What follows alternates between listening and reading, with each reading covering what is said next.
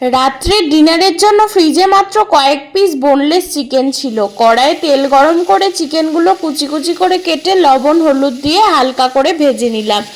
তারপরে এখানে মশলা নিয়েছি লঙ্কা কুচি, আদা রসুন, পেঁয়াজ কুচি, আলু, টমেটো আর ভেজে রাখা মাংসটা। ভালো করে জিরে আদা আর রসুনটা পেস্ট করে নিয়ে কড়াইয়ে সর্ষের তেলের মধ্যে আলুগুলো লাল করে ভেজে নিলাম। এরপর পেঁয়াজ কুচি আর লঙ্কা কুচি দিয়ে একটু ভেজে নিয়ে দিয়ে দেবো কুচি করে রাখা একটা টমেটো, আর টমেটোর ওপরেই দিয়ে দিলাম লবণ দিয়ে ভালো করে ভেজে নিয়েই দিয়ে দেবো আদা রসুন আর জিরে বাটার মশলাটা। ভালো করে লবণ আর কাশ্মীরি লঙ্কার গুঁড়ো দিয়ে কষিয়ে নিতে হবে। কষানোর তেল ছেড়ে উঠলে চিকেন আর আলু ভাজাটা দিয়ে আরও ভালো করে কষিয়ে নিতে হবে। কষাতে কষাতে তেল বেরিয়ে গেলেই দিয়ে দিতে হবে ছোট কাপের 1 কাপ জল।